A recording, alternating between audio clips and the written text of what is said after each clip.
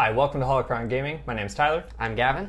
And we're back with an update from the live stream and also an article that Fantasy Flight has released. The article is entitled Unlimited Fun Every Day. Every single day. Can you believe it? I can't. That's pretty exciting. So the live stream and this article focuses directly on casual play. So weekly events at local game stores and the three, primarily casual play. Yeah. Yep. Pre-release, weekly play, and store showdowns. Bingo. So this is like what we get to do all the time.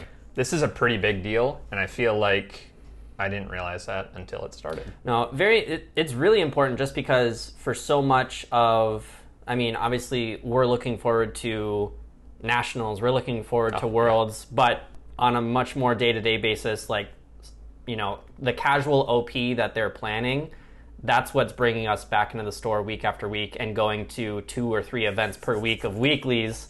Okay, we've got a tournament here Monday, we've got another, thing over here Wednesday, and meet up with everyone Friday. Like that, it's a pretty important live stream and article, just because that's going to be what we're doing. That's what I miss doing. Of course, competing's a totally different thing, but playing weekly is where you get to test out new decks and see what the current meta is, and just really kind of dive into some unique stuff, and then test skills against other people. So they went over 3 things. This was Josh Massey, the organized play program manager, and then also Tyler Parrott, the senior game designer, that were on the live stream today. Yep.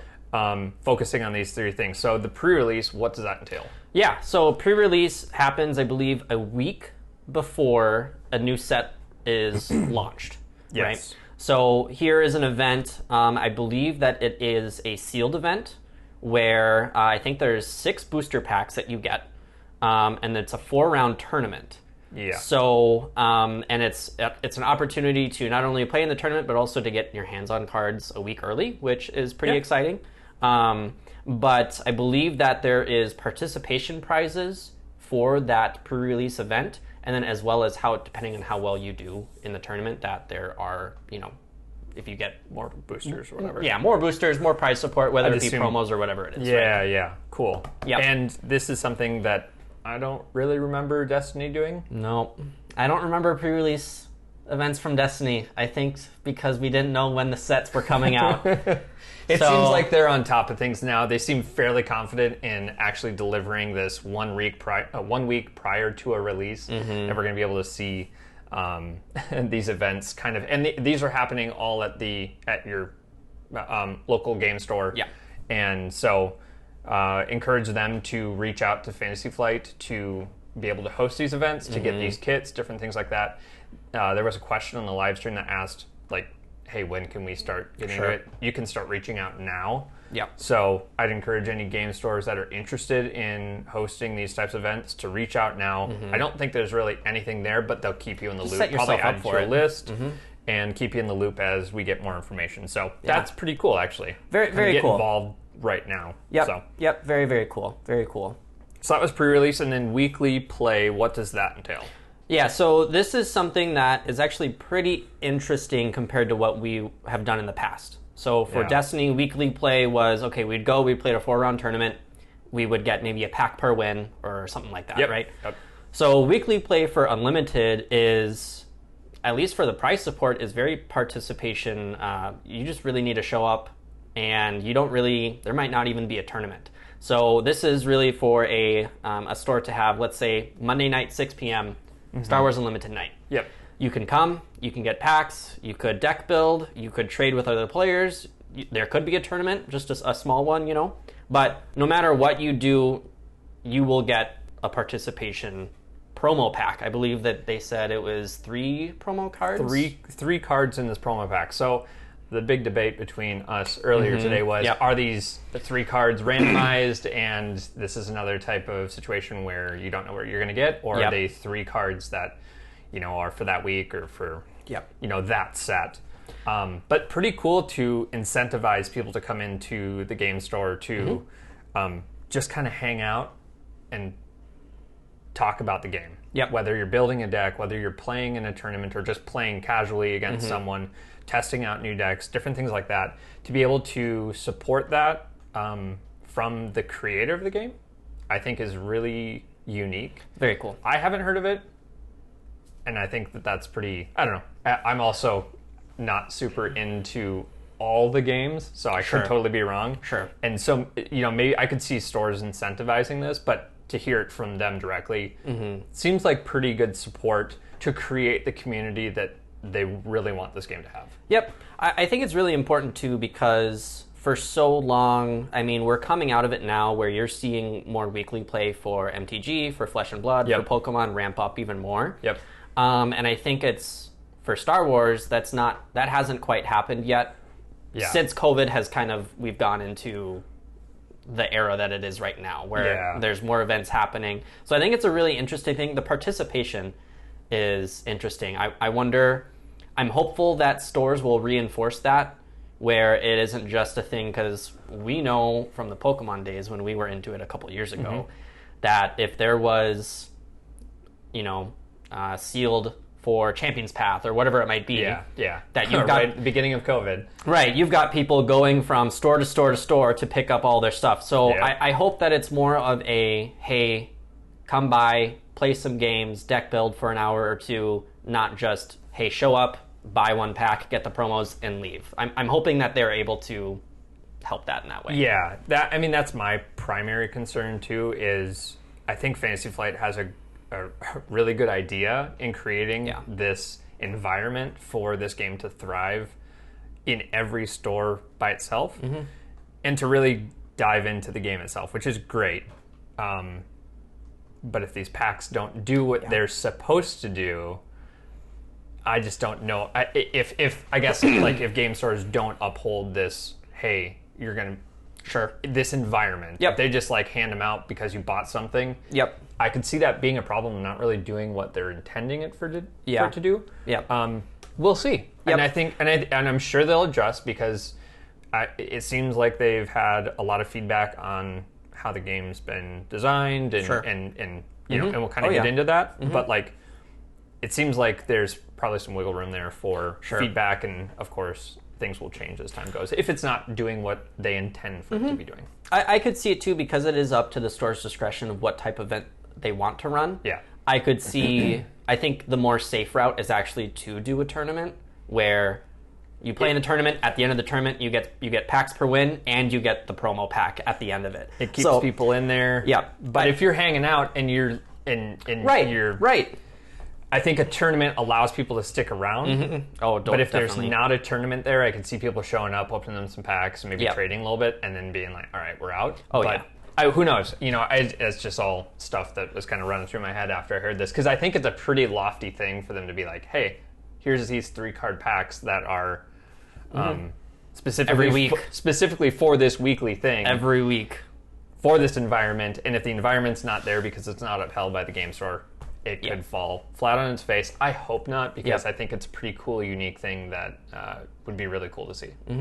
I think too, just one last thought on it. I'm more the tournament type style of like, okay, you get a pack per win, and then here's the promo pack of just playing in the tournament. That's more my speed, but there could totally be, with a brand new Star Wars TCG, you've got a father and his 2 kids that are into Pokemon. They all love Star Wars, but they don't want to play in a tournament. So they come by, they get a couple packs, they trade with some of the other players there, and it's like, for that use case scenario, that's nice that they're able to get, those promo packs just by promos.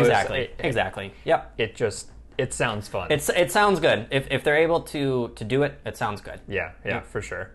And then the last one is the store showdown. So this is something that happens once per phase.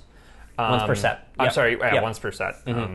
And it'll take place a couple months after a new set releases. Yep. So this is probably towards the end of it, kind of similar to store championships that you'd see run.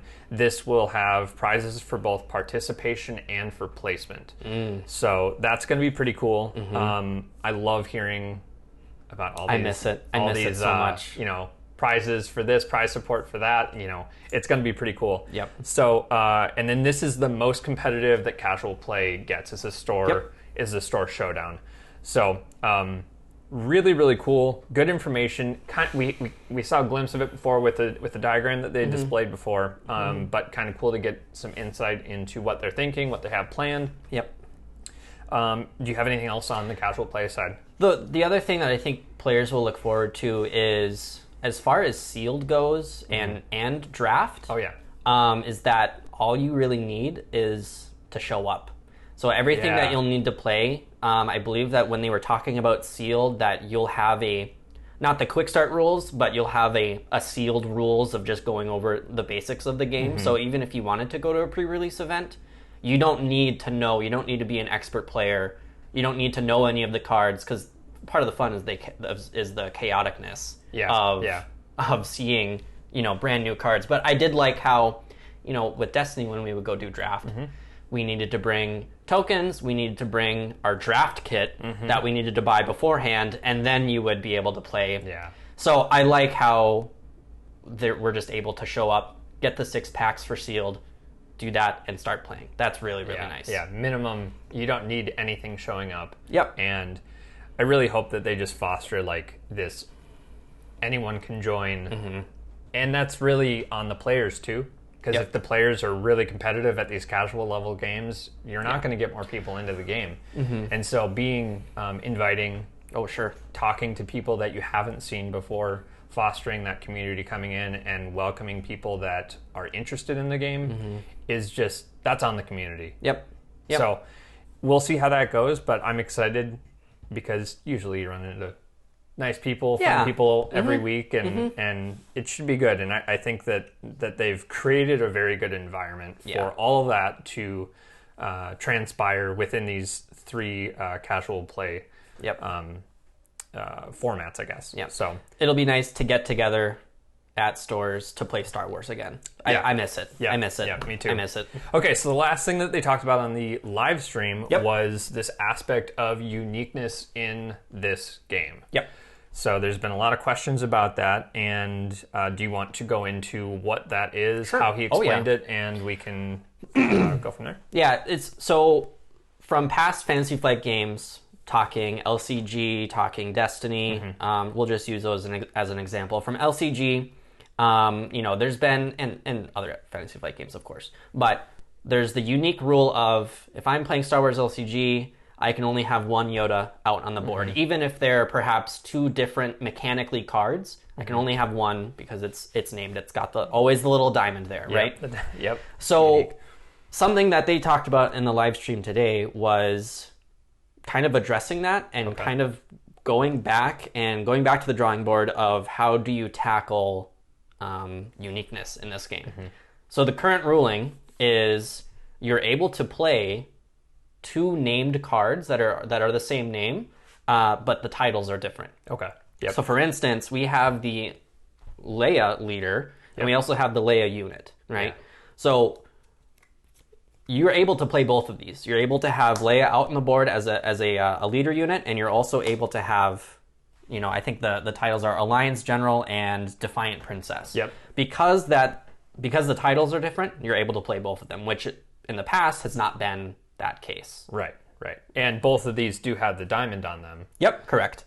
So I can't have 2 of these. I can't have two of that specific 2 of one. Leia Defiant Princess out. Yeah, but you can have 2 Leias on there. And the way they kind of talked about it was there's different instances of this character doing different things during this game. So Leia, the Defiant Princess is New Hope, and the leader unit for Leia is from Hoth, I believe. Hoth, yep, from Hoth. So different areas, different planets. So think of them doing different things. It's like a character in that specific point in time. Yeah. So I think that's pretty cool. And they talked about this abstract versus simulation. Yep. Really interesting conversation. Kind of a cool discussion, and I think Tyler handled this really, really well. I loved hearing him talk about that. Tackled it from many different angles. But it was clear enough for me to kind of walk away from it being like, okay, this actually makes sense and I'm on board with it, versus just like, hey, this is the ruling, and then leaving everyone up to discuss whether or not this is good or bad. I think he handled that really well, and we got a good explanation. So if you want to hear more about that, check out the live stream if you haven't yet. because they go into all of it, and to hear directly from a designer and all the time and input going into this type of decision for the entire game, I think is pretty cool to see behind the scenes. Yeah, he's passionate about it, Yep. and he knows his stuff too. Like the way he reasoned on it, Yeah. and the testing that they did internally. It just, I knew that when he was talking about it, like he knows the system, he knows game design, and he understands that maybe perhaps a simple rule of, can you play 2 Leias out on the board, Right, has a huge impact on deck building, on playing the game. So really, really good information. I'd highly recommend to go and watch that. Yeah, definitely. Okay, well, I think that wraps everything up. If you don't have anything else to talk it's all about? good. Okay. Well, yeah, sounds good. Thank you for joining us, and we will see you next time with more updates. Bye.